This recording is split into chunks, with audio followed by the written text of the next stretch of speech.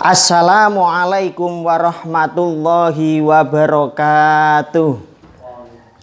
Qala al-muallifu rahimahullahu ta'ala wa nafa'ana bihi wa bi ulumihi wa amaddana bi asrarihi fid dharaini amin. Qala Allahu ta'ala fi kitabihil karim. Bismillahirrahmanirrahim. Wa huwal ladzi marajal bahraini hada adbun furatu wa hada milhun ujaj wa ja'ala bainahuma barjahu wa hijram mahjura. Maknane wa huwa utawi Gusti Allah iku alladzi dat maraja kang pun ngecolake sinten alladzi al bahraini ing segara loro. Arsala tegese pun ngecolake sinten alladzi huma ing bahraini mutajawiraini hale kang sesandingan karone. Hada kang utawi ahad minal bahraini iku adbun tawa furatun kang nyegerake syadidul udubati tegese banget tawane.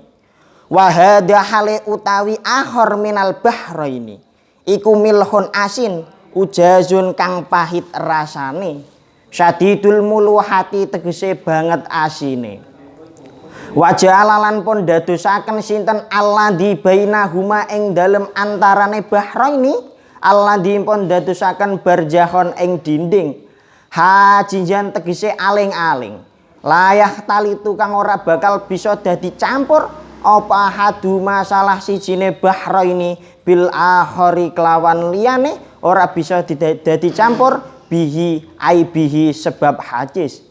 Wa hizron lan pun dadosaken sinten alladzi ing wates mahjuron kang ngalang-ngalangi ai sitron tegese tutup mamnuan kang dicegah bihi sebab siter apa ikhtilatuhuma campure bahraini. Jadi Allah adalah zat yang membiarkan kedua lautan itu saling bersesandingan keduanya, yang mana satu lautan itu bersifat tawar lagi menyegarkan, sedangkan satu lautan lagi itu bersifat sangat asin tetapi pahit rasanya. Dan Allah itu menjadikan kedua lautan tersebut, Allah menjadikan di antara kedua lautan tersebut itu dinding, atau Allah menjadikan di antara kedua lautan itu penghalang, yang mana penghalang tersebut yang menjadikan penyebab tidak bisa campurnya dua lautan tersebut. Dan Allah itu sudah menjadikan penghalang yang menghalang-halangi. Maksudnya Allah itu menjadikan tutup, yang mana tutup tersebut itu mencegah dua lautan tersebut itu bisa bercampur. Jadi ayat surat Al-Furqan ayat 53 ini itu menceritakan tentang dua lautan yang tidak bisa bersatu. Menurut ilmuwan ahli sains, peristiwa ini itu dinamakan dengan peristiwa Haloslin. Sedangkan peristiwa Haloslin ini itu tepatnya berada di Selat Gibraltar. Yang mana Selat Gibraltar itu berada di benua Eropa, di antara benua Eropa dan benua Afrika. Lebih tepatnya berada di antara negara Spanyol dan negara Maroko. Lebih tepatnya lagi berada di antara lautan Atlantik dan lautan Timur Tengah. Nah, kenapa kok dua lautan ini itu tidak bisa bersatu? Di dalam surat Al-Furqan ayat 53 dijelaskan bahwasannya di sini itu ada pembatasnya. Pembatas tersebut kalau di dalam kitab tafsir Shawi, pembatas tersebut itu bersifat maknawi. Maksudnya apa? Pembatasnya itu ada, tetapi tidak bisa dilihat oleh panca indera manusia. Lah, itu dari sisi faktor agama. Sedangkan saya akan membahas dari sisi sains. Menurut ilmuwan sains, kedua lautan ini itu tidak bisa menyatu karena ada 4 faktor. Faktor yang pertama yaitu adanya dua karakteristik yang berbeda. Yang kedua, adanya dua suhu udara yang berbeda. Yang ketiga, adanya kandungan garam atau biasa disebut dengan salinitas yang berbeda. Yang keempat, adanya kepadatan air atau biasa disebut dengan density yang berbeda. Maka dari itu saya akan membahasnya satu persatu. Yang pertama, karakteristik yang berbeda. Satu lautan itu bersifat tawar dan sangat menyegarkan. Sedangkan satu lautan tadi, yang satu lagi itu bersifat asin, lagi pahit rasanya. Nah, air tawar adalah air yang biasa dikonsumsi oleh manusia. Baik air tersebut itu berasal dari sungai-sungai, mata air ataupun sumberan. Sedangkan air laut adalah air yang mana antara air dan air garam itu ada percampuran, atau biasa disebut dalam ilmu sains itu biasa disebut dengan natrium klorida. Nah, kenapa kok dua lautan ini, kenapa kok air laut itu asin rasanya? Karena di dalam air laut itu mempunyai banyak faedah.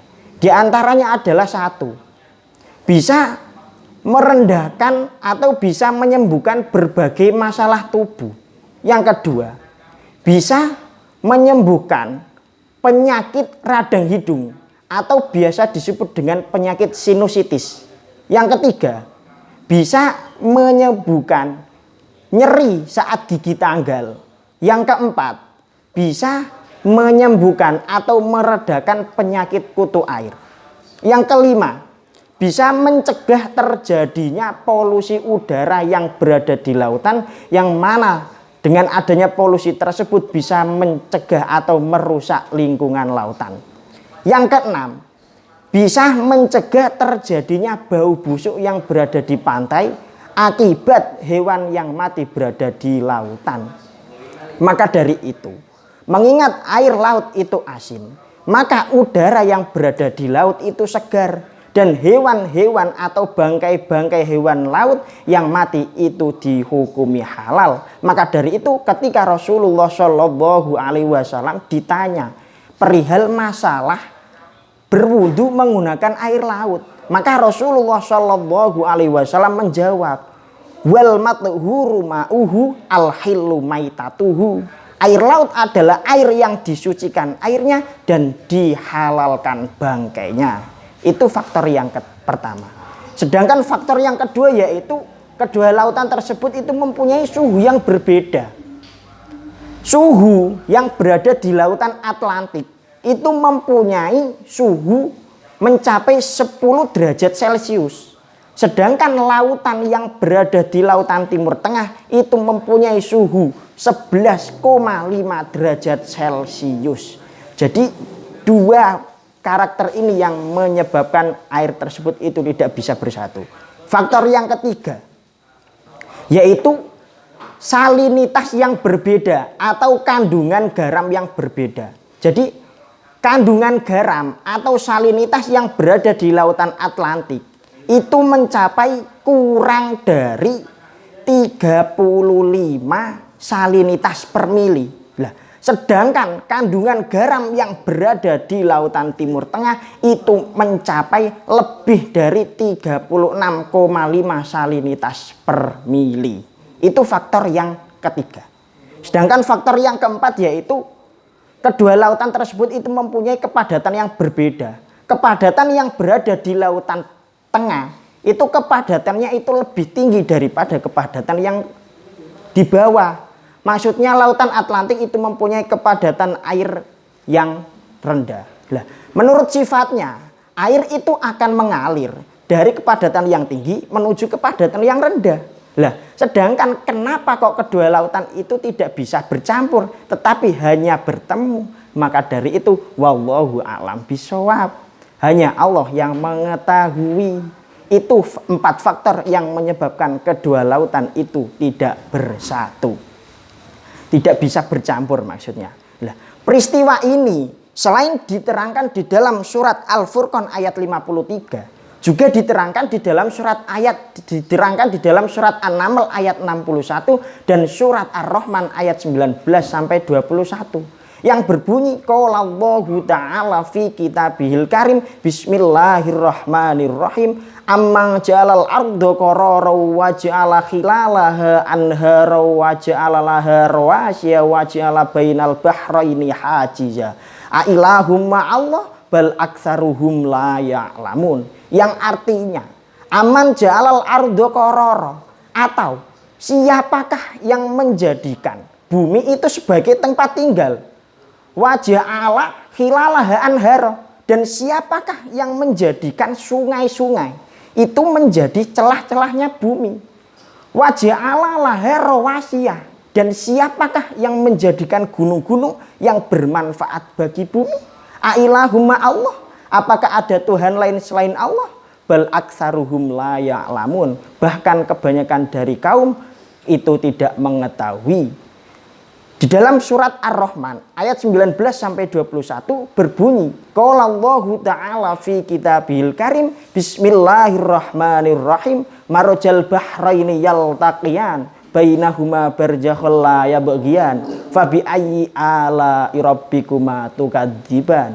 Yang artinya, marajal bahraini yaltaqiyan, Allah adalah zat yang membiarkan kedua lautan itu saling bertemu. Bainahuma barzakhun la yabghiyan, yang mana di antara keduanya itu ada pembatas sehingga keduanya itu tidak bisa melampaui satu sama lain. Maka dari itu, fabi ayyi ala rabbikuma tukadziban, nikmat Tuhan mana yang kau dustakan. Sekian dari saya. Bila ada tutur kata yang kurang berkenan di hati Anda, saya meminta maaf yang sebesar-besarnya. Wallahul muwaffiq ila aqwamit thoriq. Assalamualaikum warahmatullahi wabarakatuh.